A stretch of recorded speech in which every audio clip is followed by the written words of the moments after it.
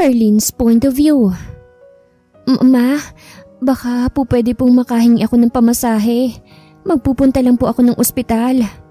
Paalam ko sa mother-in-law ko. Nakataas ang kilay nitong tumingin sa akin. Ospital? At bakit ka naman pupunta ron? Ano naman ang gagawin mo ron? Mataray nitong tanong. Napayuko ako. Hindi po kasi magandang pakiramdam ko eh. Gusto ko po sana magpa-check up para po malaman ang kalagayan ko. Tugon ko. Nakita ko siyang napaismid na parabang hindi ito naniniwala sa sinasabi ko. Hay naku Carlene, kaartehan na naman yung pinapairal mo. Inuman mo na lang yan ng gamot kaysa mag-aksaya ka ng pera para sa pagpapacheck up mo. At wag mo akong paandaran ng kadramahan mo? Sige po mama.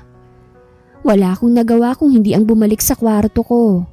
Hihiga na sana ako nang biglang may kumatok sa pintuan. Ipagluto mo nga pala ako ng makakain at maya-maya aalis ako. Magpupunta ako sa mga amiga ko. Boses yun ng mother-in-law ko. Napabuntong hininga ako habang pilit kong bumangon mula sa kama. Pakiramdam ko'y lalo lang bumigat ang katawan ko. Ngunit wala akong magawa.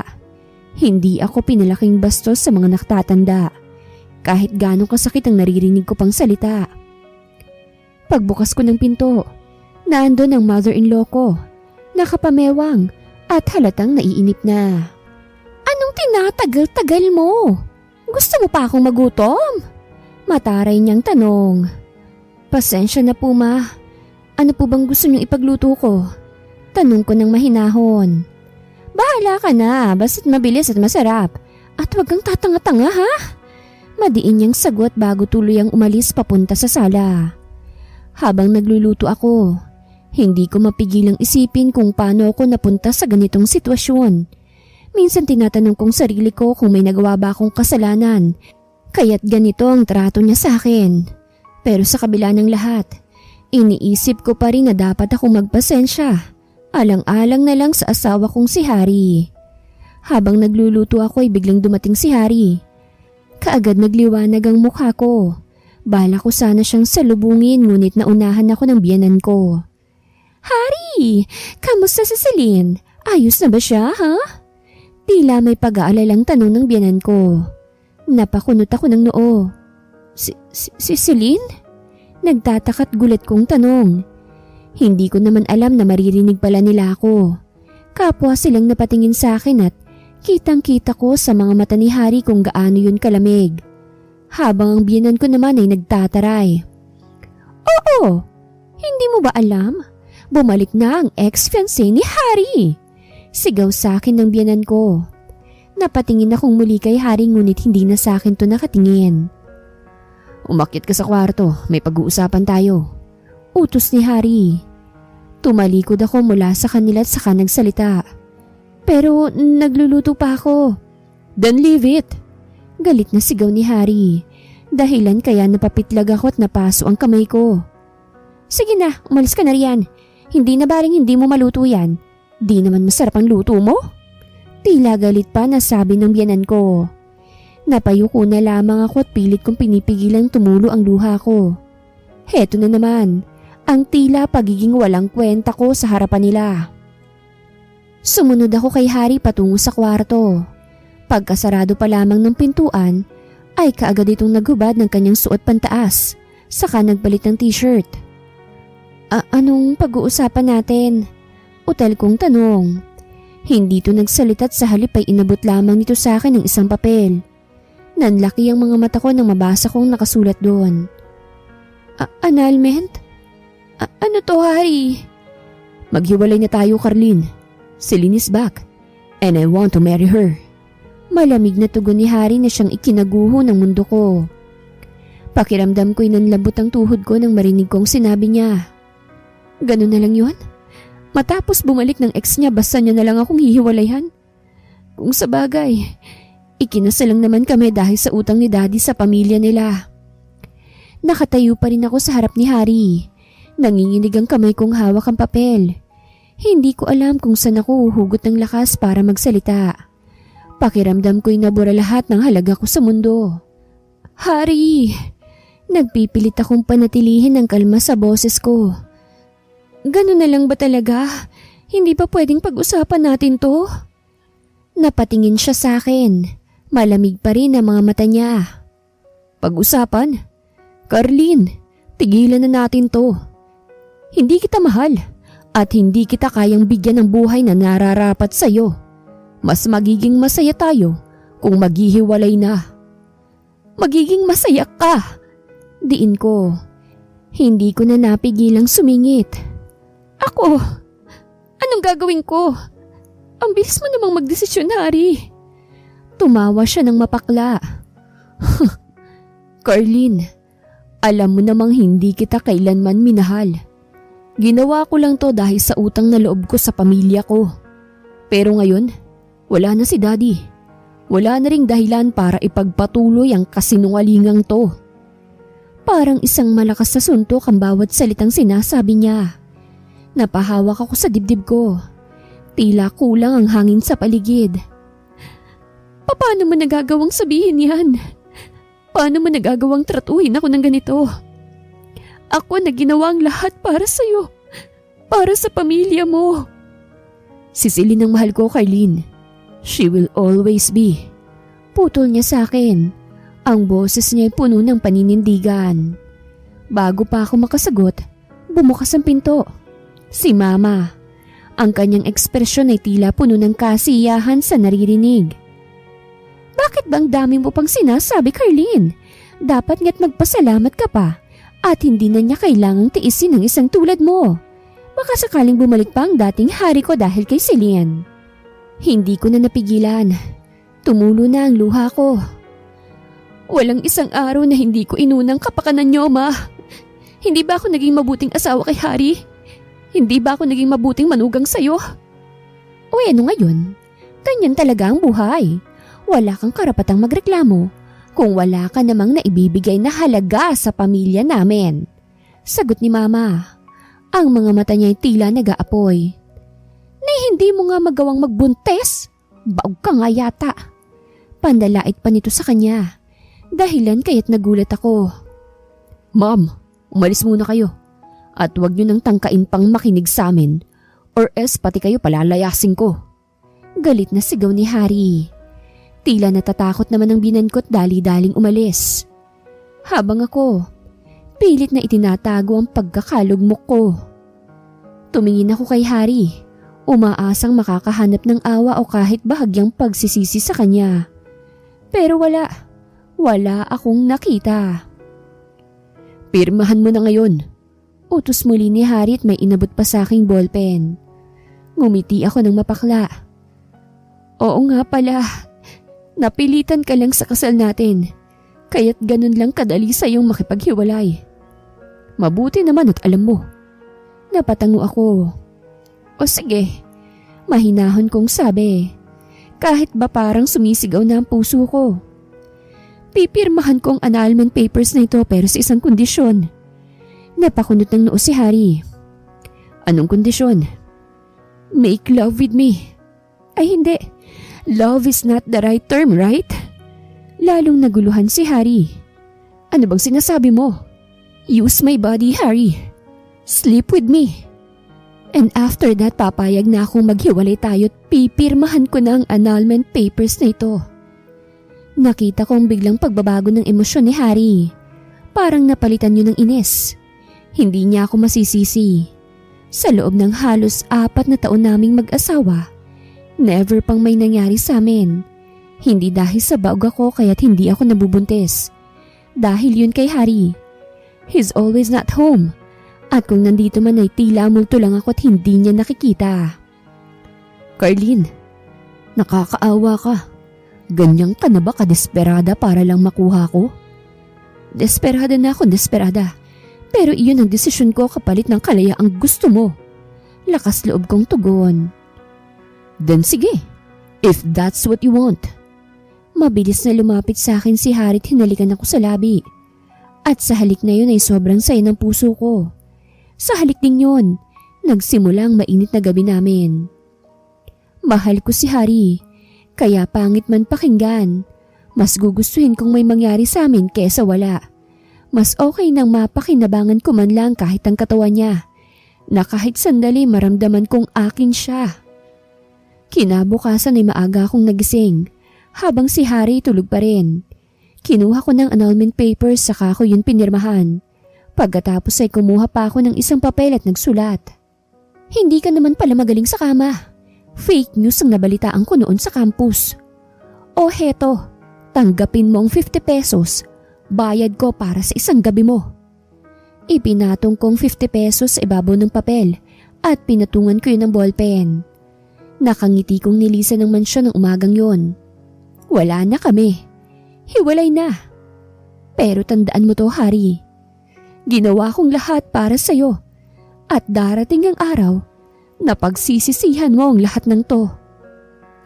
7 years later, mula sa Switzerland ay bumalik ako ng Pilipinas kasamang nag-iisa kong anak na lalaki, si Harzen.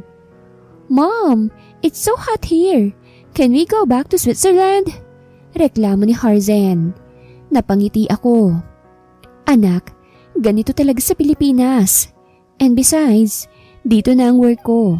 Hindi na tayo babalik ng Switzerland. Nakita ko na medyo bumusangot si Harzen, kaya't pinsil kong pisngi niya. Ang cute mo talaga, anak. Hindi bale, punta na lang tayo sa mall. Malamig doon. And we can stay there a little bit longer while you're playing at game zone. Papayag ka ba? Biglang nagliwanag ang mukha ni Harzen. Yes, mommy! Let's go! Excited nitong sambit. Pagkarating namin sa isang kilalang mall sa Maynila, hindi ko maiwasang mapansin ang ilang mga mata na nakatitig sa amin ni Harzen. Siguro ay dahil sa mistisong anyo ng anak ko. Maputing balat, matangos na ilong at mala-brown na mata. Hindi maikakailang kuha nitong ilan sa mga katangiang hindi galing sa akin, kung hindi mula kay Harry. Mommy, this place is huge! Ang daming tao! Bulalas ni Harzen habang nakangiting nakatingin sa paligid. Napangiti ako.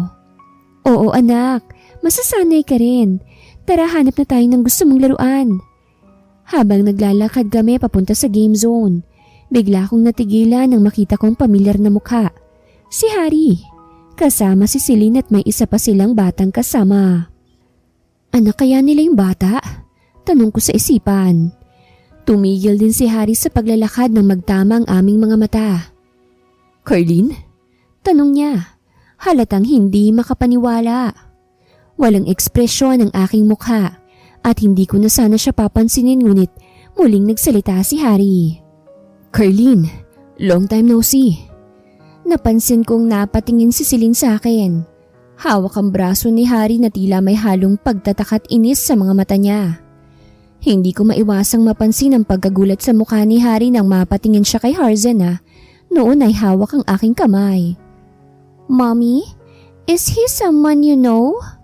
Inosenteng tanong ni Harzen. Napatingin si Harry kay Harzen, tila naguguluhan. He's your son? Tumango ako at ngumiti ng mapakla. Oo, siyang anak ko. Anak mo? Sinong ama? Tanong niya. Pilit tinatago ang kaba. Why would you ask her that? Takang tanong ni Celine. Mukhang hindi yata alam ni Celine kung sino ako. Napatingin ako kay Harry ng diretsyo. Harry, 7 years nang nakalipas. Hindi na mahalaga kung sinong ama. Ang mahalaga, masaya na kami ng anak ko. Nakita kong hindi siya nakapagsalita. Napatingin si Celine kay Harry at pabulong na nagsabi. Harry, let's go. We don't need to stay here. Tumango si Harry ngunit hindi maiwasang lingunin muli si Harzen habang naglalakad silang palayo. Napansin kong lungkot at pag-aalinlangan sa kanyang mga mata. Habang nagpunta na kami ni Harzen sa game zone, biglang nagsalita ang anak ko. Mommy, who's that man? He looks confused and kinda looks like me. Pinilit kong kumalma. Pinisil ko ang kanyang kamay at ngumiti. Wala yun anak. Isang kakilala lang mula sa nakaraan. Huwag mong alalahanin at saka guni-guni mo lang na magkamukha kayo. Mas gwapo ka naman doon. Habang tinitingnan ko ang anak ko na masayang naglalaro sa game zone, napatingin ako sa labas ng salamin. Isang bagay ang malinaw sa akin. Hindi na ako ang Carlene na dati nilang kayang tapakan. Ako na ang Carlene na kayang ipaglaban ng sarili at ang anak ko.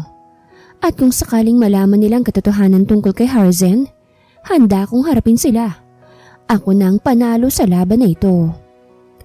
Nagpatuloy si Harzen na nag-e-enjoy sa paglalaro habang ako'y tahimik na napapaisip. Nakita ko ang pag-aalangan sa mga mata ni Hari kanina. Malinaw na may mga tanong siyang gustong itanong, ngunit hindi niya magawa dahil nandun si Celine. Napabuntong hininga ko. "Mommy! Look!" Masayang sigaw ni Harzen habang ipinapakitang na ipanalo niyang tickets mula sa game machine. "Can we get a prize?" Napangiti ako. Pilit na itinatabi ang mga iniisip ko. "Siyempre naman anak, kunin mo yung gusto mo." Habang namimili si Harzen ng laruan, may naramdaman akong mga matang nakatingin sa akin. Nang lumingon ako, isang pamilyar na mukha ang bumungad. Si Hari, mag-isa. Tila hinihintay akong mag-isa rin. "Harzen anak," sabi ko habang hinihintay siyang matapos. "Mommy will be back in a bit ha, dyan ka lang." Tumango si Harzen, abala sa pagpili ng premyo. Kaya't kinuha kong pagkakataon na yun para lumapit kay Hari. "Anong ginagawa mo rito?" Malamig kong tanong. "Carlene," mahinang simula niya. "Kailangan nating mag-usap tungkol sa anak mo." Nagtaas ako ng kilay. Pilit itinatago ang kaba. "At bakit naman kailangan nating pag-usapan ng anak ko? Hindi ba't wala ka ng pakialam sa akin noon pa?" Suminghap siya't bahagyang napayuko. "Carlene, please. Huwag na nating gawing mas mahirap pa to. Gusto ko lang malaman." Tumingin siya sa direksyon ni Harzen. "Ako bang ama niya?" Biglang bumilis ang tibok ng puso ko. Pero hindi ko siya binigyan ng pagkakataong makita ang kahinaan ko. Tumawa ko ng mapakla. "Nahihibang ka na ba, Hari? Anong kinalaman mo sa anak ko?" "Just freaking answer me, Carlene." Tila nagtitimpi nitong tanong. "You can't demand anything from me. Matagal na tayong tapos, Hari." "Carlene," seryoso niyang sabi. "May karapatan akong malaman." Nagkibit balikat ako. "Karapatan? Naaalala mo bang sinabi mo noon na hindi mo ako minahal? Na wala akong halaga sa'yo. Ngayon gusto mong malaman kung anak mo siya? Kahit ano pang sagot ko, wala ka ng karapatang makialam sa buhay namin, Hari." Nanatiling tahimik siya, ngunit halata sa mga mata niya ang pagdududa at lungkot. "Kung ako ngang ama niya," pagsisimula niya, "gusto ko siyang makilala. Ayokong ipagkait sa kanyang karapatan ko bilang ama sa kanya." Napangiti ako ng mapakla. "Huli na para dyan, Hari. Hindi mo siya kailangan at hindi ka rin niya kailangan. Ako ang nagpalaki sa kanya. Ako ang naging ama't ina niya." Tumalikod ako't muling bumalik kay Harzen. Habang naglalakad pabalik, humabol si Hari ng tanong na tila pinaninindigan ng balak niyang alamin ng totoo. "Carlene," tawag niya. "Kung gusto mong itago ang lahat, nasa sa iyo yun. Pero tandaan mo, lalabas at lalabas ang katotohanan." Hindi ko siya nilingon. "At kapag dumating ang araw na yun, Hari, baka mas gugustuhin mong hindi mo malaman." Sambit ko. Pagkatapos kong kunin si Harzen, mabilis kaming umalis sa mall. Sa likod ng isipan ko, alam kong hindi yun ang huling pagtatagpo namin ni Hari. Ngunit sa ngayon, ang mahalaga'y maprotektahan ko ang tahimik naming buhay ng anak ko. At kahit pa dumating ang araw na matuklasan niyang totoo, gagawin kong lahat para ipaglaban ang anak ko. Kahit sino pang humadlang. Dumiretso na kami sa condo unit ng aking kaibigan Miss Amara. Doon muna kami tutuloy pansamantala, hanggat hindi pa ako nakakahanap ng bahay na aming matutuluyan. "Oh, ano sabi ng ex-husband mo nung nakita niya si Harzen?" Tanong ni Amara. Nandito kami sa kitchen at nagluluto, habang si Harzen ay nasa kwarto. Para siyang namutla. Totoo talaga siguro yung sinasabi nilang lukso ng dugo. Naramdaman niya siguro yun nang makita niya si Harzen. Kahit hindi niya maramdaman ang lukso ng dugo, para kaya silang pinagbiyak na bunga ni Harzen?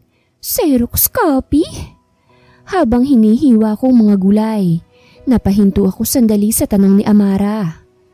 Totoo ang sinabi niya. Hindi kailanman maitatanggi ang pagkakahawig nila Hari at Harzen. Mula sa hugis ng kanilang mukha hanggang sa mga mata nilang may sariling kwento. Tama ka nga, sagot ko, pilit na ngumiti. Kahit hindi ko man aminin, ay hindi ako makakatakas sa katotohanan. Napangiti si Amara habang hinahalo ang ginisang bawang at sibuyas sa kawali. So ano nang plano mo? Aaminin mo ba kay Hari na siya ang ama ni Harzen? Napatingin ako sa kanya, halatang hindi handa sa tanong. Amara, 7 years akong namuhay na mag-isa kasama si Harzen. Hindi ko kailangan si Hari para maging buo ang pamilya namin. And remember, he's the one who abandoned me. Pero Carlene, malumanay niyang tugon. Paano kung malaman ni Harzen balang araw? Paano kung siya mismo ang magtanong? May karapatan din siyang malaman kung sino bang ama niya. Natahimik ako. Hindi ko maitatangging iniisip ko rin yon. Pero mas pinili kong ituon ng pansin sa kasalukuyan. Ayokong guluhin ang buhay namin ni Harzen, lalo na ngayon na maayos at tahimik na ang lahat. Hindi ko alam, Amara. Sabi ko sa wakas. Siguro darating din ako sa puntong kailangan kong sabihin ang totoo kay Harzen. Pero hindi ngayon. Ayoko siyang madamay sa mga komplikasyon. Tumango si Amara. Tila nauunawaan ang pasya ko. Well, nandito lang ako, Carlene. Kung kailangan mo ng suporta, alam mo na kung saan ako hahanapin. Napangiti ako. Isa si Amara sa mga taong hindi kailanman bumitaw sa akin. Kahit noong mga panahong halos wala na akong ibang kakampi.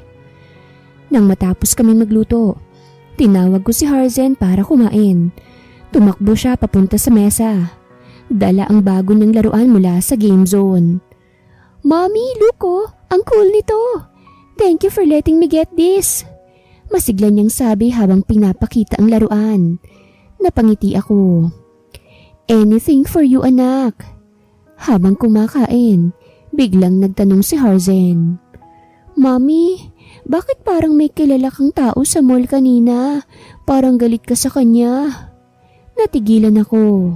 Agad kong hinanap ang tamang sagot sa tanong niya. Wala yun, anak. Isang dating kakilala lang. Hindi na mahalaga. Napakunot ang noo niya. Pero mami, bakit siya nakatingin sa akin? Tingin ko gusto niya akong kausapin. Huminga ako ng malalim at ngumiti. Pilit ibinabaling ang usapan. Hayaan mo na yun, anak. Basta ang mahalaga, masaya tayo ngayon, hindi ba? At saka promise ko, hindi kita pababayaan. Ngumiti si Harzen ngunit alam kong may mga bagay siyang pilit iniisip. Pagkatapos ng hapunan, habang nagliligpit ako ng mga plato, lumapit si Amara at pabulong na nagsabi, Carlene, bata pa si Harzen, pero matalino siya. Hindi magtatagal, magsisimula na rin siyang magtanong ng mas seryosong bagay. Kailangan mo nang maghanda. Tumango ako. Alam kong tama siya. Darating ang araw na kailangan kong harapin ang mga tanong ni Harzen at pati na rin si Hari. Ngunit sa ngayon, kailangan ko munang ayusin ang buhay namin bago ko muling buksan ang pinto ng nakaraan. Isang linggong nakalipas bago ko bumalik sa trabaho. Well, I am now an executive manager sa isang sikat na clothing brand mula Switzerland, The Gems. Good day everyone. This is Miss Carlene Vega, our executive manager from Switzerland, na ngayon ay mananatili na rito sa kumpanya natin. Pakilala sa akin ni Ma'am Vina, ang Vice President ng The Gems. Binati ako ng mga empleyado roon at natutuwa ako dahil iba talaga kapag kapwa Pilipino mo ang kasama mo sa trabaho. Hindi man lahat ay makakasundo mo, pero check more on good vibes talaga kapag Pilipino. Let's go to my office, Carlene. Meron din kasi akong hinihintay na isang big client. Baka pwedeng samahan mo ko? Since Arnold is not here kasi. Tukoy nito sa asawa, ang CEO ng kumpanya. Oh, sure Ma'am Vina. Pagpayag ko. Pagpasok namin sa opisina niya, ay kaagad akong umupo. Habang si Ma'am Vina naman ay may kausap sa cellphone. Ilang sandali pa'y lumapit sa akin si Ma'am Vina. He's here. OMG, I'm so excited. Talagang bigating client to, Carlene. Excited na sambit ni Ma'am Vina. Kaya tuloy na pangiti ako at nakaramdam din ng excitement. Kapwa kaming nakatingin sa pintuan at hinihintay ang papasok. Ilang saglit pa, nang bumukas ang pintuan. Nakangiti akong tumayo para salubungin at batiin ng kliyente. Ngunit nawala ang ngiti ko nang makilala ko kung sinong nasa harapan ko. It's him, my ex-husband, Harry. Mr. Harry Acosta. Masiglang bati naman ni Ma'am Vina. Nakipagkamay to kay Harry, habang si Harry nakatitig sa akin na tila hindi rin inaasahang nandun ako. Nagkaroon ng tensyon sa silid habang nananatili ang titig ni Harry sa akin. Sa kabila ng lahat, nanatili itong profesional, kahit pahalata naman sa mukha nito na naguguluhan. Miss Vega, hindi ko inaasahan na magkikita tayo rito. Bati nito sa akin. Ngumiti naman ako ng pilit. Mr. Acosta, ganun din ako. It's been a while. Napatingin si Ma'am Vina na halatang hindi alam ang ugnayan naming dalawa. Tumawa ako ng bahagya upang maibsan ng tensyon. Oh, so you two know each other? That's great! Mukhang magiging smooth ang deal na ito. Sambit ni Ma'am Vina. Hindi naman maalis sa akin ang tingin ni Harry. Oo, matagal na. Pero hindi ko naman akalaing magkikita kami ng sunod-sunod sa ganitong pagkakataon. Huminga ako ng malalim at itinuwid ang aking postura. Anyways, Ma'am Vina, ano po yung specifics ng deal para maipresenta natin kay Mr. Acosta? Nagpatuloy ang usapan nila sa isang formal na tono. Ngunit hindi ko mapigilan ang kaba sa dibdib ko. Ang presensya ni Harry ay tila nagbabalik ng mga alaala na pilit ko nang ibinabaon. Samantala, si Harry naman ay tahimik na nagmamasid. Parang may gustong sabihin ngunit nagpipigil. Matapos ang meeting, nagpaalam si Ma'am Vina upang ayusin ang ibang dokumento. Naiwan kaming dalawa ni Harry sa opisina. Namayaning katahimikan sa aming dalawa. At nagdarasal ako na sana bumalik ng muli si Ma'am Vina. Dahil anytime ay nararamdaman kong magtatanong na naman si Harry. Carlene, pagkuha ni Harry sa atensyon ko. 7 years. Mukhang sinasadya ng tadhanang magkita tayong muli. Baka this time may balak mo nang sabihin sa akin ng totoo. Umiwas ako ng tingin. Wala naman akong dapat na sabihin sa iyo, Harry. Ang mga nangyari noon ay tapos na. Isang mapait na ngiti ang gumuhit sa labi ni Harry. Tapos na? Bakit parang may bagay kang iniiwasan? Carlene, ang batang kasama mo sa mall, anak ko ba siya? Nanlaki ang mga mata ko. Hindi ko inaasahan ang derechahang tanong niya na yon. Lalo't na sa trabaho kami. Magsisinungaling pa rin ba ako o aaminin ang totoo? Habang bumibigat ang hangin sa paligid, naramdaman kong wala na siyang takas. Ngunit handa ba si Harry na harapin ang katotohanan? Harry, this is not the right place para pag-usapan yan. Mahina akong tugon dahil ayokong magalit rito at baka makita pa yon ni Ma'am Vina. Mas tumindi ang titig sa akin ni Harry. Then tell me when and where, Carlene. I deserve to know. At higit sa lahat, may karapatan akong malaman kung totoo ang iniisip ko. Tumahimik na lang ako. Alam kong darating naman talaga ang araw nito ngunit hindi ko lang akalaing ngayon na yon. Sa kabila ng lahat, hindi ko maitatanggi ang mga tanong na bumabagabag sa akin. Nag-iwan ng bigat ang tanong ni Harry. Si Carlene ay tahimik. Iniisip kung papaanong sasagutin ang inaasam-asam na katotohanan. Ngunit bago siya makapagdesisyon, bumukas ang pinto. Si Ma'am Vina dala ang mga dokumento. Oh, pasensya na Mr. Acosta. Mukhang napasarap ang usapan niyo ah. Anyways, I'll leave these papers with you. Carlene, you know what to do, ha? Sambit ni Ma'am Vina. Pinilit kong ngumiti. Of course, Ma'am Vina. Thank you. Pagkatapos isarang muli ni Ma'am Vina ang pinto, binalingan muli ni Harry si Carlene. Carlene, hindi mo ako madadaan sa pag-iwas. Kailangan natin tong pag-usapan. Malalim ang buntong hininga ni Carlene. Fine. Mamaya sa coffee shop malapit dito. Pero 1 oras lang, Harry. Wala nang usapang mahaba pa. Tumango si Harry. Okay, aasahan kita. At sana tumupad ka sa usapan. Coffee shop meeting. Nang magkita sila sa coffee shop, tahimik na naupo si Carlene sa tapat ni Harry. Malamig ang kapaligiran, ngunit halatang mainit ang tensyon sa pagitan nila. So sabihin mo na sa akin, Carlene, anak ko ba siya? Diretsahang tanong ni Harry. Tinitigan ko si Harry, halatang nagpipigil. Bakit ba gusto mo pang malaman? We're done. May pamilya ka na, Harry. 7 taon na ang lumipas. Wala ka man lang naging effort na hanapin ako. Naipakita man lang na mahalaga pa rin ako sa'yo. Dahil hindi ko alam. Hindi ko alam na iniwan mo ko nang may dinadala kang bata. Do you remember? After what happened to us? Ikaw ang umalis at nag-iwan ka pa talaga ng 50 pesos. Tila inis na sambit ni Harry. Because you're filing an annulment. Natatandaan mo rin ba yun? Ikaw ang nakipaghiwalay para sa babae mo. You didn't even find me. Carlene, kung nagstay ka kahit 1 araw lang malalaman mong totoo. Hindi kita hinanap dahil akala ko tapos na talaga tayo. Pero ngayong nakita ko siya. Ang anak natin, nakita kong sarili ko sa kanya. Natahimik si Carlene. Ang bigat ng damdamin ni Harry ay ramdam niya. Ngunit dala rin ito ang sakit ng nakaraan. Napakuyom ng kamao si Carlene. Oo, Harry. Anak mo siya. Pero wag mong iisipin na babalik tayo sa dati. Ako lang ang bumuhay kay Harzen. Ako lang ang nagpalaki sa kanya. Pag-amin niya dahil alam niyang hindi siya titigilan ni Harry.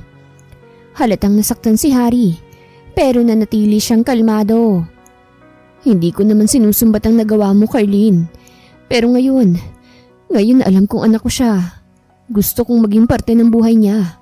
Hindi mo pwedeng ipagkait yun sa akin. Harry, hindi ganun kadali yun. Hindi ko alam kung paano kong ipapaliwanag kay Harzen. Paano kung guluhin ito ang buhay niya? Ayokong mahirapan siya. Mas mahirap kung malalaman niya balang araw na itinago mo ito sa kanya. Mas masakit kung mararamdaman niyang pinagkaitan siya ng karapatang makilala ko. Natahimik akong muli. Iniisip ko ang bawat salitang binitawan ni Harry. Harry was right. And I don't want that to happen. Darating ang araw na tatanungin siya ni Harzen. At ngayon, tila hindi na niya kayang ipagpatuloy ang pagsisinungaling. Tumango ako ng may halong pag-aalinlangan. Okay, Harry. Bigyan mo ako ng oras. Kailangan kong pag-isipan kung paano to sasabihin kay Harzen. Pero wag kang magmamadali. Hindi madali para sa aming dalawa to. Bahagyang napangiti si Harry. Salamat, Carlene. At kahit ano pang mangyari, nandito ako. Para sa kanya. At kahit papano para sa iyo din. Kahit hindi na para sa akin, basta't siguraduhin mo lang na hindi masasaktan ang anak ko. Harry, I don't want him to feel neglected. I promise, Carlene, I would never allow that to happen. Kinabukasan, habang nag-aalmusal si Carlene at si Harzen, abala ang bata sa paglalaro ng paborito niyang laruan. Si Carlene naman ay tila malalim ang iniisip. Alam niyang kailangan niyang simulan ng mahirap na usapan. Harzen, anak, may gusto si Mami na sabihin sa'yo. Mahinang sambit ni Carlene na medyo kinakabahan pa. Hindi naman tumingin si Harzen dahil abala to sa paglalaro. Ano po yun, Mami? Huminga ng malalim si Carlene. Hinahanap ang tamang mga salita. Naalala mo ba yung tinanong mo sa akin nung isang araw tungkol sa lalaking nakita natin sa mall? Biglang tumigil sa paglalaro si Harzen at tumingin kay Carlene. Oo, Mami. Siya ba talaga yung dati mong kakilala? Bakit siya nakatingin sa akin ng ganon? He's weird. Ramdam ni Carlene ng kaba ngunit hindi na siya pwedeng umatras. Anak, siya si Harry. Siyang daddy mo. Nagulat si Harzen. Napatigil siya ng ilang saglit. Tila nagpaproseso ng narinig. Talaga, Mami? Bakit ngayon mo lang sinabi sa akin? Bakit hindi ko siya kilala? Sunod-sunod na tanong nito. Mahigpit na hinawakan ko ang kamay ni Harzen. Gusto kong lumaki kang masaya at hindi magulo ang buhay mo, anak. Pero dumating ng panahon na kailangan mo na ring malaman ng totoo. Tahimik si Harzen, ngunit halata sa kanyang mukha ang halo-halong emosyon. Gusto ko siyang makilala, Mami. Gusto kong malaman kung anong klaseng daddy siya. Napalunok si Carlene. Alam niyang darating to ngunit hindi niya inakalang magiging handa si Harzen sa ganitong usapan. O sige anak, mag-uusap tayo ulit. Pero sa ngayon, ang mahalaga, tandaan mong mahal na mahal kita. At kahit ano pang mangyari, nandito lang ako para sa'yo. Yumakap si Harzen kay Carlene at ramdam niya ang init ng yakap ng bata.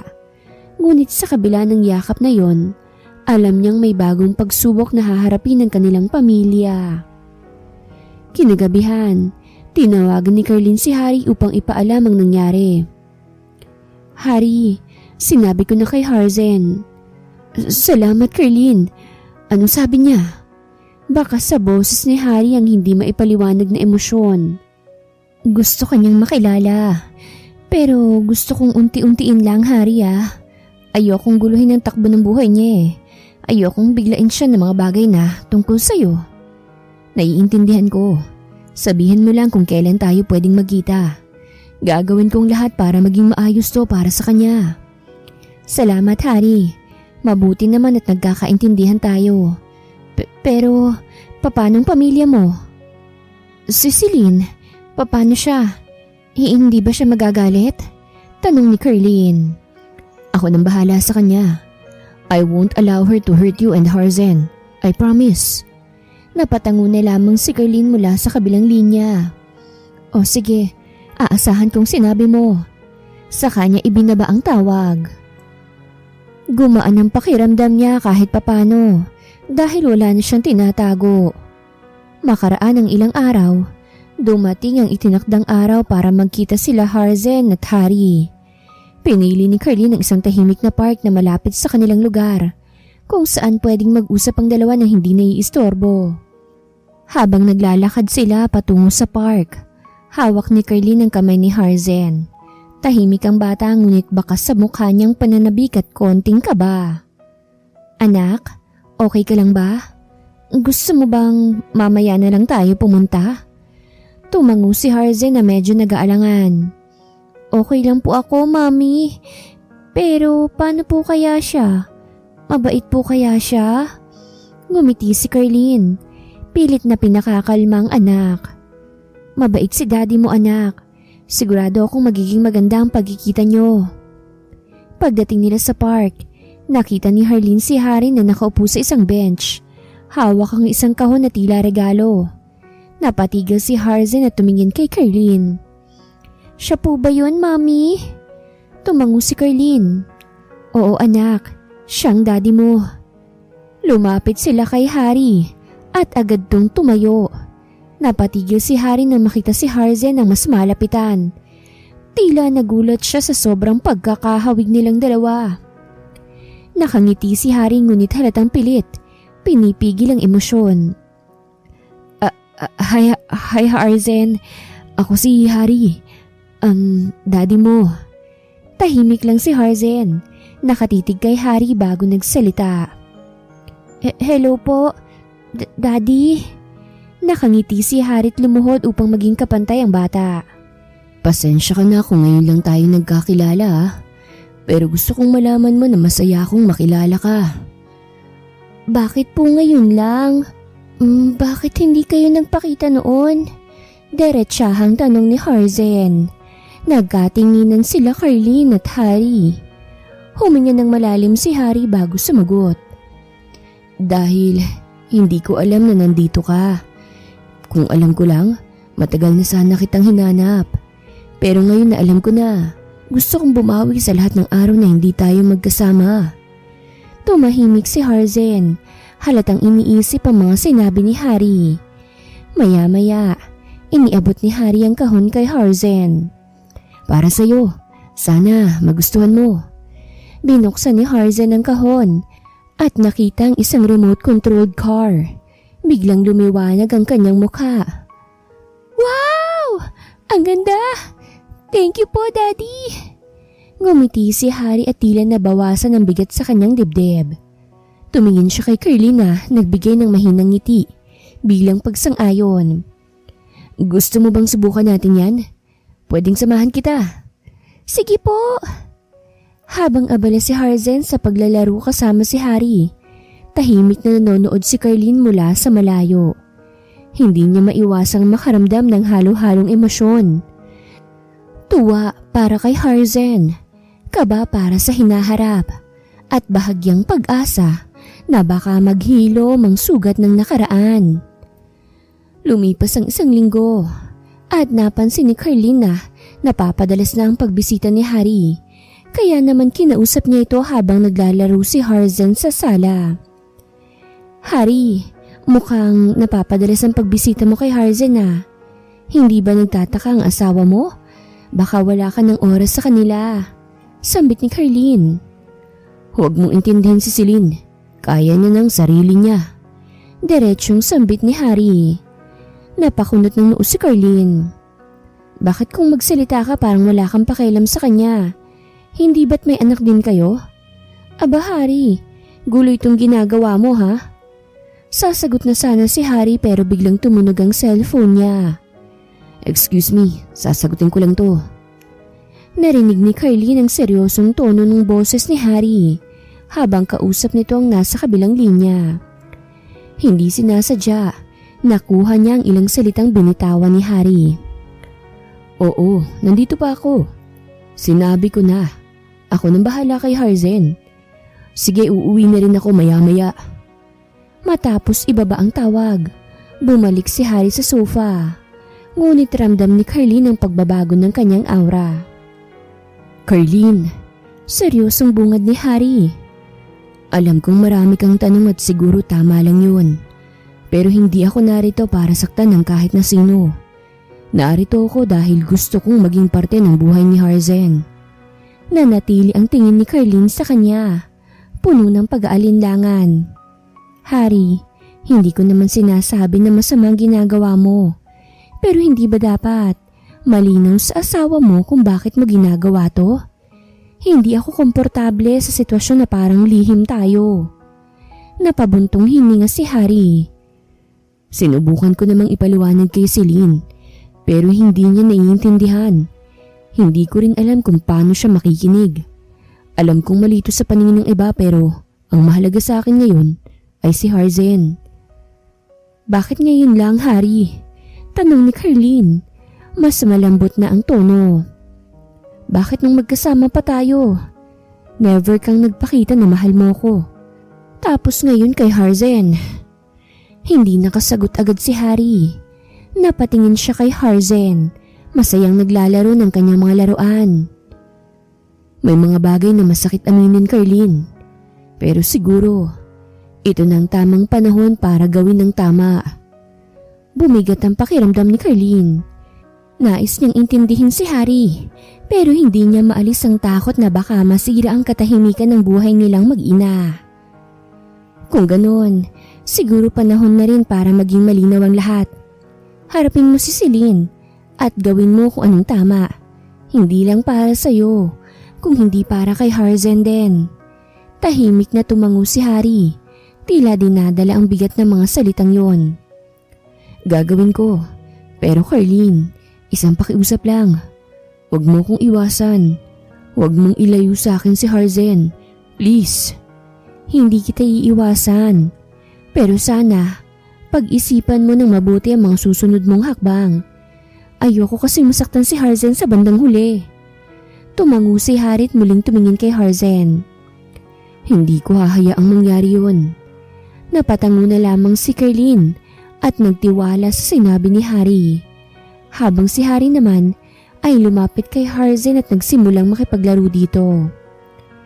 Kinagabihan ay sobrang lakas ng ulan at naroroon pa rin si Harry sa bahay nila. Dad, huwag ka nang umalis. Malakas pong ulan. Baka maaksidente pa po kayo. Sambit ni Harzen. Napatingin si Harry kay Carlene. Anak, hindi pwede kasi may work pa ang daddy mo and he can't stay with us. Kaagad na sambit ni Carlene. But mom, can't you see? It's raining and ang lakas pa ng hangin. Kawawa naman po si daddy. Narinig ni Harry ang pangungusap ng kanyang anak. Kaya't bahagya siyang lumapit kay Harzen at tumungo sa kanyang antas. Harzen, alam ko na nag-aalala ka para kay daddy. Mahinahon niyang sabi sa bata habang hinahaplos ang balikat nito. Pero kailangan magtrabaho ni daddy para maibigay ang lahat ng pangangailangan niyo ni mommy. Ngunit mahigpit na yumakap si Harzen kay Harry at pabulong na nagsabi. Pero dad, mas gusto ko pong safe kayo kaysa sa kahit na ano. Napatingin si Carlene sa kanyang mag-ama at malalim na napabuntong hininga. Nakonsensya siya dahil sa sinabi ng anak. Harry, baka nga mas mabuting dito ka nalang muna ngayong gabi. Mungkahin niya. Bagamat halata sa kanyang tono ang pag-aalala. Hindi naman kita mapipilit pero mas delikado ang daan kapag ganitong kalakas ang ulan. Bahagyang nag-isip si Harry. Tumingin siya sa bintana at nakitang malalaking patak ng ulan at ang hangin na humahampas sa mga puno. Siguro nga, mas mabuting dito na lang muna ako. Tugon niya sa wakas. Napangiti si Harzen at tumalon sa tuwa. Yehey! Dito si daddy matutulog. Huwag masyadong maingay, Harzen. Wika ni Carlene ngunit hindi maitatago ang ngiti sa kanyang labi. Sige na Harry, magpahinga ka na muna. Ako nang bahala sa pagkain. Wala nang nagawa pa si Carlene. Pero nang mag-request ang anak nila na tabi-tabi silang matulog na tatlo, ay doon na siya umalma. Mommy, please, tabi na tayong tatlong matulog. Paglalambing ni Harzen kay Carlene. Anak, no. Why? Is there something wrong about it? Yes, anak. Hindi sanay ang daddy mong matulog ng may katabi. Right, Harry?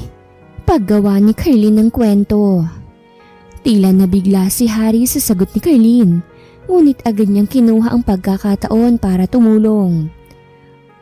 Oo, Harzen, kasi medyo magalaw akong matulog. Sabi ni Harry. Pilit nang ngumiti habang iniiwas ang tingin kay Carlene.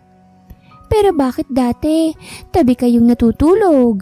Tanong ni Harzen, halatang naguguluhan.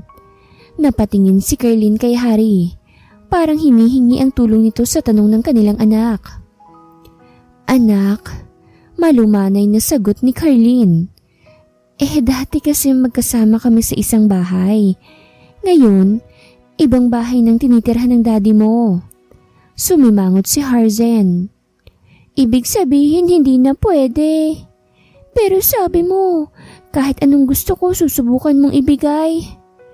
Napabuntong hininga si Carlene. Ramdam ang bigat ng sitwasyon. Anak, hindi lahat ng gusto mo pwede. Pero hindi naman ibig sabihin nun na hindi mahalaga ang gusto mo. Biglang sumingit si Harry. Harzen, gusto mo ba ng kwento bago matulog? Sabay tayong magbabasa ng paborito mong libro. Promise, Daddy? Naliwanagan ang mukha ng bata. Promise. Nakangiti si Harzen ngunit halata pa rin ang lungkot sa kanyang mga mata. Samantalang sina Carlene at Harry, parehong ramdam ang tensyon sa pagitan nila. Ngunit para sa anak nila, parehong pilit na ngumingiti kahit pansamantala lang. Habang inaayos ni Carlene ang kumot ni Harzen, sinundan niya ng tingin si Harry na abala sa pagkuha ng libro sa bag nito. Ramdam niya ang bigat ng sitwasyon, Ngunit pinilit niyang ibaling ang atensyon sa anak. Okay anak, mag-ready ka na ha. Matutulog ka na pagkatapos ng kwento. Ani Carlene, pilit na pinapalakas ang loob ng sarili. Tumango si Harzen, ngunit halata pa rin ang lungkot sa kanyang mga mata. Okay mami, pero dapat si daddy po ang magkakwento ah. Ngumiti si Harry at umupo sa tabi ni Harzen. Of course Harzen, ano bang gusto mong kwento? Si Captain Dino o yung tungkol sa haring mahilig sa tsokolate? Captain Dino! Agad na sigaw ni Harzen, sabik ang mukha kahit papano. Habang nag-uumpisa ng magbasa si Harry, naupo si Carlene sa kabilang gilid ng kama. Tahimik lang siyang nakikinig, pero hindi mapigilang mapaisip. Paano nga ba nila ipaliliwanag ang sitwasyon sa kanilang anak? Hanggang kailan nila maitatago ang katotohanan? Sa kalagitnaan ng kwento, tumigil si Harzen at tumingin sa kanilang dalawa. Mommy, Daddy, bakit hindi nilang kayo magsama ulit para wala ng problema? Nagkatinginan sila Carlene at Harry. Parehong hindi alam kung papaanong sasagutin ng tanong. Si Carlene ang unang bumasag ng katahimikan. Anak, hindi kasi ganun kadali ang mga bagay minsan. Pero tandaan mong mahal na mahal ka namin ni Daddy, kahit na anong mangyari. Paano kung hindi nyo na mahal ang isa't isa? Inosenteng tanong ni Harzen, tila hindi nauunawaan ang bigat ng kanyang sinasabi. Saglit na natahimik si Harry bago siya muling nagsalita. Harzen, mahalaga ka sa amin ni Mami. Yun ang pinaka-importante, hindi ba? Kaya kahit hindi kami magkasama sa iisang bahay, nandito pa rin kami para sa'yo. Napatango si Harzen, bagamat halatang may panghihinayang pa rin. Okay, Daddy. Pero sana, pwede ulit tayong matulog ng tatlo. Tumango si Harry, pilit na ngumiti. Pangako anak, gagawa tayo ng paraan. Pero ngayon magpahinga ka na ha? Hinaplos ni Carlene ang buhok ng anak at hinalikan to sa noo. Good night Harzen, sweet dreams. Habang natutulog si Harzen, tahimik na tumayo sila Carlene at Harry. Nagkasabay sa pintuan. Tumigil si Harry at bumulong. Hindi natin kayang iwasan to habang buhay Carlene. Kailangan nating harapin. Tumango si Carlene, bumuntong hininga at sumagot ng mahina. Oo, pero hindi pa ngayon. Hindi pa siya handa. At siguradong ako rin. Nagkatinginan silang dalawa bago tahimik na lumabas ng silid. Paglabas ng kwarto, tumigil sila Carlene at Harry sa sala. Tila may bigat ang hangin sa pagitan nila. Pero parehong alam na kailangang mag-usap. Si Harry ang unang nagsalita. Harzen deserves to know the truth. Napaupo si Carlene sa sofa. Hinagod ang noo at tumingin kay Harry. Alam ko, Harry, pero paano? Paano natin sasabihin sa kanya na hindi na tayo pwedeng maging buong pamilya gaya ng sa iba? Umupo si Harry sa tabi niya, pinipilit maging mahinahon. We'll do it slowly. Hindi natin kailangang ibigay lahat ng detalye agad. Pero kung patuloy nating iiwasan ang tanong niya, mas lalo lang siyang maguguluhan. Tumahimik si Carlene. Tila pinagninilayan ng sinabi nito. Natatakot lang kasi ako, Harry. Hindi ko alam kung papaano niyang tatanggapin. Harzen is too young to understand things like this. Mas mahihirapan siya kung mararamdaman niyang maitinatago tayo. Harzen is smart, Carlene. Alam niyang may mali, kahit hindi niya pa maintindihan kung ano ba yun. Napatingin si Carlene sa sahig. Pilit na nilalabanan ang bigat sa kanyang dibdib. Paano kung sisihin niya ako? O ikaw? Paano kung isipin niya na hindi natin siya mahal dahil nagkahiwalay tayo? Hinawakan ni Harry ang kamay ni Carlene. Isang gestong nagbigay ng kakaibang init at pagkakaisa. Carlene, parehas natin siyang mahal.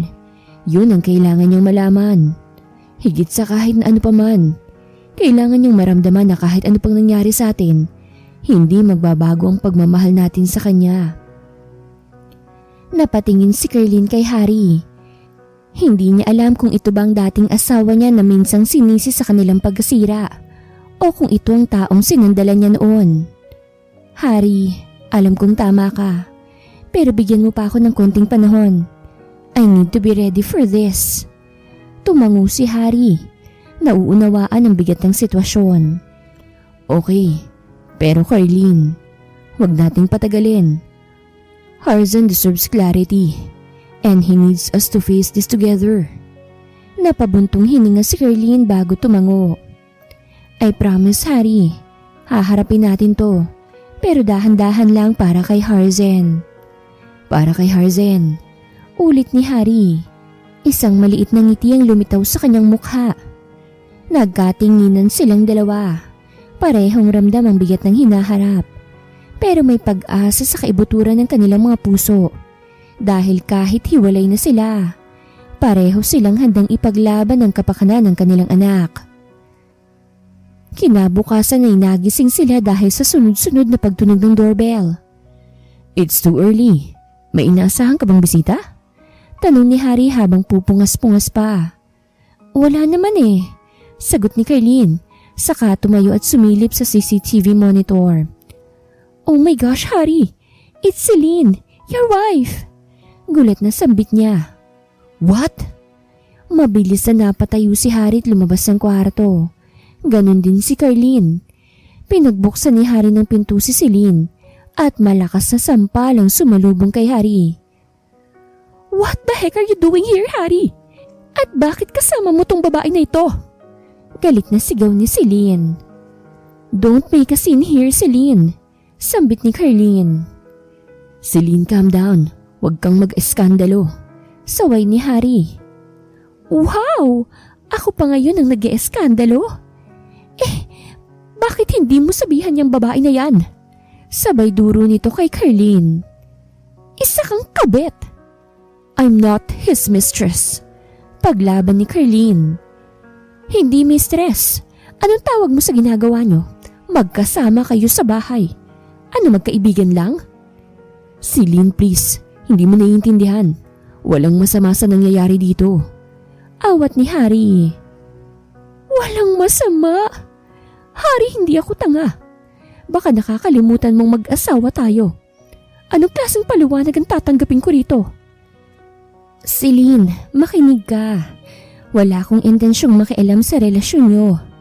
Narito lang ako dahil sa anak namin ni Harry. Wala nang iba. Napahinto si Celine at napakunot ng noo. Anak? Anong anak? Harry, ano bang sinasabi ng babaeng to? Napabuntong hininga si Harry.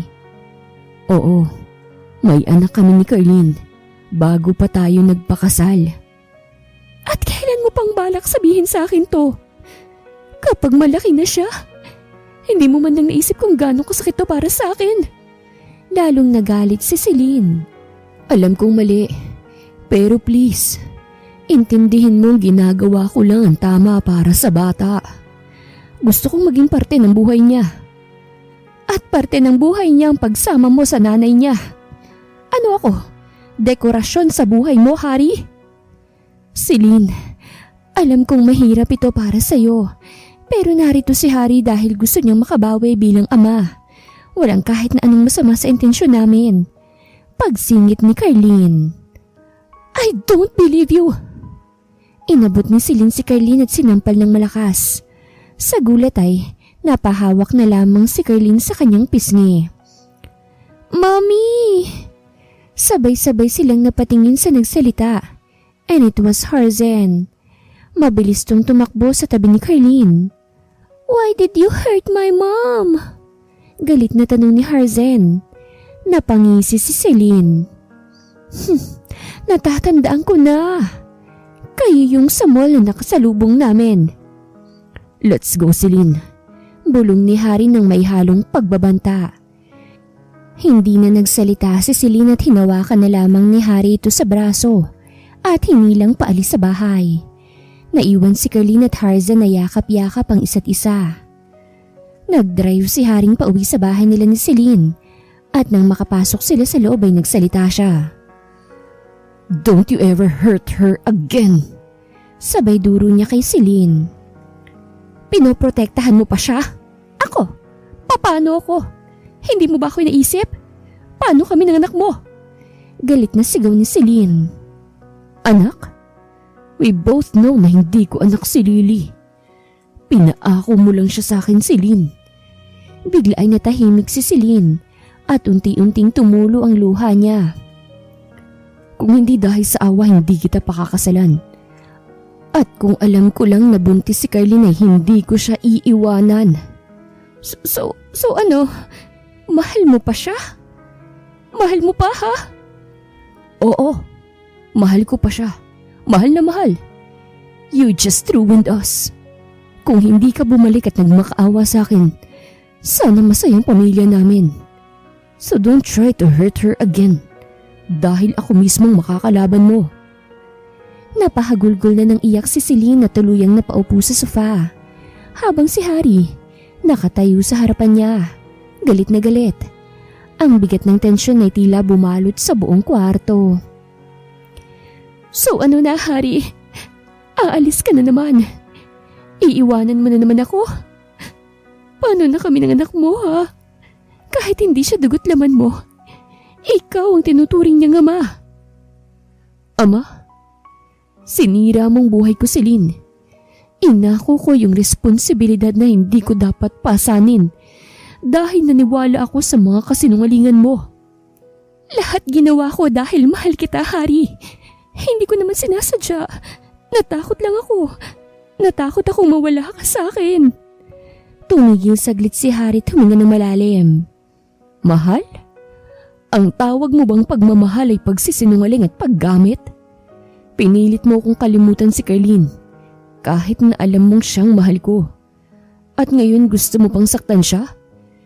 Hindi ako monster dito, Celine. Kung hindi ikaw. Si Celine, bagamat umiiyak ay tumayo at tumingin kay Harry na puno ng hinanakit. Kung ganon, bakit hindi mo na lang ako tuluyang iwan? Bakit kailangan mo pang saktan ako sa bawat salita mo? Tumalikod saglit si Harry bago muling hinarap si Celine. Iwang kita?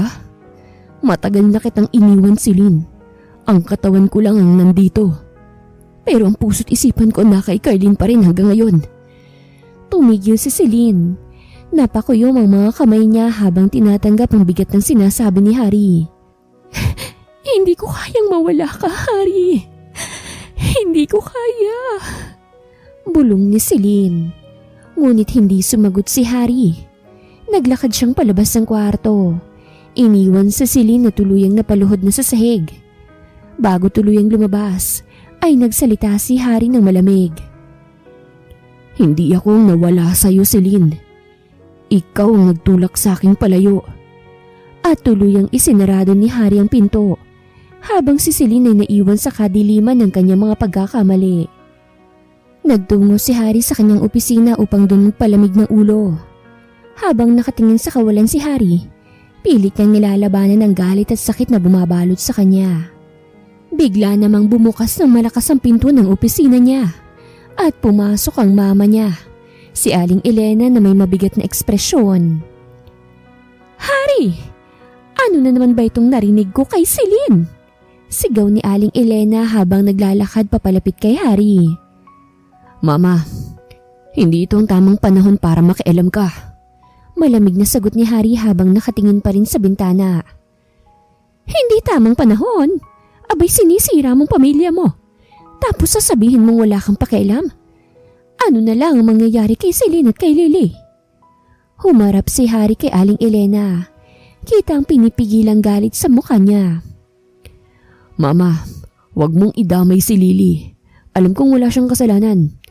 Pero wag mong ipilit na kasalanan ko lahat to. Matagal na akong nagtitiis para kay Celine. Pero hindi ibig sabihin na wala na akong limitasyon. Limitasyon? Bakit hindi mo ito sinabi noon pa? Bakit mo pa pinakasalan si Celine kung hindi mo naman siya kayang panindigan? Matigas na tanong ni Aling Elena. Dahil naniwala ako sa mga kasinungalingan niya, Mama. Mataas ang boses ni Harry. Ipinako niya sa akin ang isang responsibilidad na hindi ko naman dapat pasanin. At ngayon pilit niyang sinisira ang tanging bagay na nagpapasaya sa akin. Si Carlene. Natigilan si Aling Elena pero hindi siya nagpaawat. Anak, hindi mo po pwedeng balikan si Carlene. May asawa ka na. At kahit ano pang mangyari, si Celine ang pinili mo. Hindi po pwedeng basta ka nilang bibitaw. Mama, ang tanong pinili ko ba talaga siya? O napilitan lang ako dahil sa mga kasinungalingan niya? Kung alam ko lang noon ang totoo, hindi ko iiwanan si Carlene. Kung ganun, ano nga? Iiwanan mo na lang si Celine. Papaano si Lily? Kahit hindi mo siya anak, tinuturing ka niyang ama. Anong sasabihin niya kapag iniwan mo ang nanay niya? Napabuntong hininga si Harry. Hindi ko iiwanan si Lily, Mama. Pero si Celine, hindi ko na kayang ipilit ang isang relasyon na puno ng kasinungalingan at sakit. Hindi ko na kayang magpanggap na masaya. Harry, mag-isip ka. Hindi lahat ng bagay ay dapat tapusin ng ganito. Mahinang sabi ni Aling Elena na tila ba nagdadalawang isip na rin sa panig ni Celine. Pinag-isipan ko na, Mama, at ang desisyon ko, huli na para baguhin. Napatigil si Aling Elena at napaupo sa isang silya. Kita sa kanyang mukha ang bigat ng sitwasyon. Hindi ko alam kung anong sasabihin ko, anak. Pero sana sa huli piliin mo ang tama. Yun din ang gusto ko, Mama. Sagot ni Harry habang muling tumingin sa bintana. Nag-iisip kung kailan matatapos ang gulong ito. Kinagabihan, tahimik na bumalik si Harry sa bahay. Ang buong paligid ay tila balot ng malamig na tensyon. Sa sala, nakaupo si Celine. Halatang kaiiyak lang. Kapansin-pansin ang mga namumugto niyang mata habang hawak ang isang baso. Nang makita niyang pumasok si Harry, ay agad siyang tumayo. Harry! Mahina niyang tawag. Hindi siya pinansin ni Harry at diretso itong naglakad papunta sa kwarto. Ngunit hindi sumuko si Celine. Hindi ba talaga tayo mag-uusap? Wala ka na bang balak na ayusin pa ito? Tanong ni Celine, halos pabulong ngunit puno ng pighati. Napaluha muli si Celine. So, tapos na talaga tayo? Ganun na lang. Lahat ng pinagsamahan natin, lahat ng sakripisyo ko, baliwala na lang. Huwag mong gawing parang ikaw ang biktima rito. Malamig na sagot ni Harry. Ang dami kong isinakripisyo, Celine. Pero sa kabila ng lahat, sinira mo pa rin ang tiwala ko. Ginamit mo ako para sa sarili mong kapakanan. Ginawa ko lang naman yun dahil sa mahal kita. Mariing sagot ni Celine. Umiiyak. Oo, nagkamali ako. Pero hindi ba't lahat ng tao deserve ng second chance? Hindi ba't sinabi mong mananatili tayo sa hirap at ginhawa? Sa hirap at ginhawa, oo. Pero hindi sa kasinungalingan. Sagot ni Harry. Tumitig siya kay Celine. Baka sa kanyang mukhang lungkot at pagod. At hindi ito tungkol lang sa akin o sayo. Anak ko rin si Lily kahit hindi ko siya kadugo. Pero hindi ko kayang magpanggap na masaya sa piling mo habang sirang-sira na ang loob ko. Paano si Lily? Harry, iniidolo ka niya. Hindi mo ba iniisip kung gaano siyang masasaktan kapag iniwan mo kami? Napabuntong hininga si Harry. Hindi ko iiwan si Lily. Mananatili akong ama niya. Pero ikaw, Celine, hindi na kita kayang mahalin. Hindi na kita kayang pagkatiwalaan. Halos mabaliw si Celine sa narinig. Napahawak siya sa dibdib niya na tila ba pinipigil ang matinding sakit. Kung ganon, ano pang silbi ng lahat? Ano na lang ako, Harry? Paano na ako? Hindi sumagot si Harry. Sa halip, tumingin siya sa hagdan. Tila nag-iisip kung aakyat o aalis. Sa wakas, naglakad siyang palapit kay Celine at tumigil sa harapan nito. Celine, ayusin mo ang buhay mo para kay Lily, para sa sarili mo. Pero hindi na kita kayang samahan sa pag-aayos na yan. At sa huling tingin ni Harry kay Celine, Bumaling siya at tuluyang naglakad palabas ng bahay.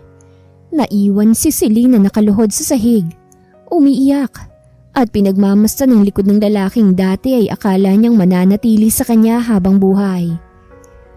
Habang nasa labas, tumingala si Harry sa langit. Tahimik niyang ibinulong sa sarili. Patawarin mo ko, Lily, pero kailangan ko ring hanapin ang kapayapaan ko. Nagtungo muli si Harry sa bahay na tinutuluyan ni Carlene at Harzen. Tahimik na nakaupo si Carlene sa sofa nang pumasok si Harry sa bahay. Napansin niya agad ang bigat ng ekspresyon sa mukha nito. Nang magkaharap sila, tinitigan siya ni Carlene ng may halong pagtataka at pag-aalala. Harry, mahinang bati ni Carlene. Kamusta? Nagkausap na ba kayo ng maayos si Celine? Napabuntong hininga si Harry. Tila nag-iipon ng lakas ng loob. Carlene, may kailangan tayong pag-usapan. Nag-aalangan si Carlene ngunit tumango siya. O sige, sandali. Tumayo siya at tinawag si Harzen mula sa kabilang silid. Anak, pumasok ka muna sa kwarto ha. Mag-uusap lang kami ng daddy mo. Sumilip si Harzen mula sa pinto. Ngumiti kay Harry at tumakbo papunta sa kwarto. Nang masigurong wala na ang bata, muling humarap si Carlene kay Harry. Anong gusto mong pag-usapan? Tanong niya.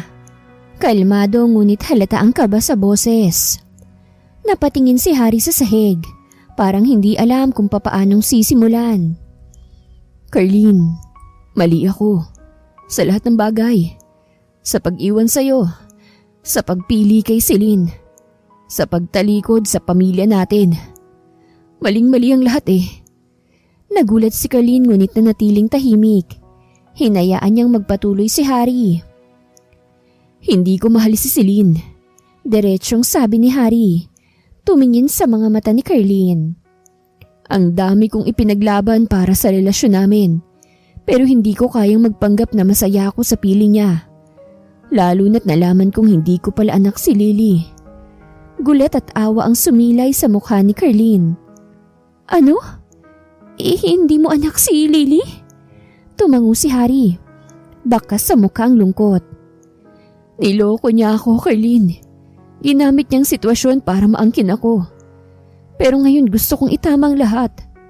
Mahal kita, Carlene. Mahal ko kayo ni Harzen. At gusto kong mabuo ulit ang pamilya natin. Napapikit si Carlene. Pinipigilan ng luha. Harry, ang tagal kong hinintay na marinig yan mula sa'yo. Pero alam mo ba kung gaano kasakit nung iniwan mo ko? Gaano kasakit na makita kang pinili ang iba? Kahit alam kong mahal mo pa rin ako. Tumayo si Harry at lumapit sa kanya. Hinawakan ng kanyang mga kamay. Alam ko, Carlene, hindi ko na mababago ang sakit na naidulot ko. Pero handa akong gawin ang lahat para mapatawad mo ko. Handa akong magsimula ulit para sa atin. Napatitig si Carlene kay Harry. Halatang naguguluhan. Harry, mahal pa rin kita. Pero paano ako makakasiguro na hindi mo ulit gagawin to sa amin? Ipinapangako ko, Carlene. Sagot ni Harry. Puno ng determinasyon. Hindi na ako aalis. Hindi ko na ulit sisirain ang tiwala mo. Gusto kong buuin ulit ang buhay natin. Bigyan mo lang ako ng isa pang pagkakataon. Tahimik si Carlene. Nag-iisip. Alam niyang mahal niya si Harry.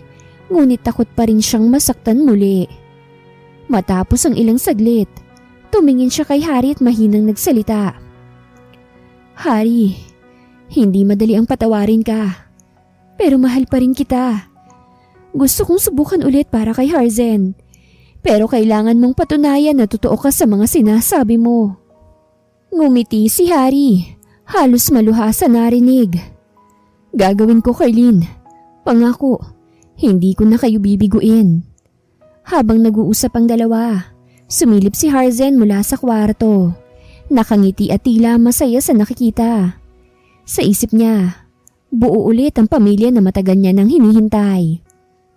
Kinabukasan, sa bahay ni Carlene. Maagang nagising si Harry. Abala sa kusina habang nagluluto ng agahan. Naghahanda siya ng paboritong pancake ni Harzen. Tila sinisimula ng bagong yugto ng kanilang pamilya. Lumabas si Carlene mula sa kwarto. Nakasuot pa ng pantulog at saglit na tumigil sa pintuan ng kusina. "Ang aga mo!" Bati niya. Bahagyang ngumiti. Lumingon si Harry, hawak ang spatula at ngumiti rin. "Gusto kong suklian ang lahat ng pagkukulang ko.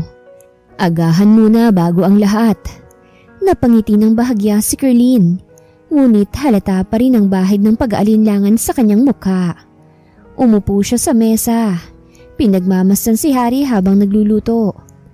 Maya-maya ay bumaba si Harzen, puno ng enerhiya at tumakbong papalapit sa kanyang ama.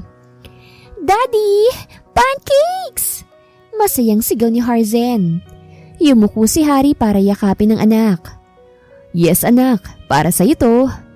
Habang kumakain, si Harzen ang nagpapagaan ng kanilang umaga sa kanyang kwento tungkol sa eskwelahan. Tawa ng tawa si Harry at Carlene. Kahit paminsan, ay nakikita ang alanganing titig ni Carlene kay Harry kapag hindi siya nakatingin.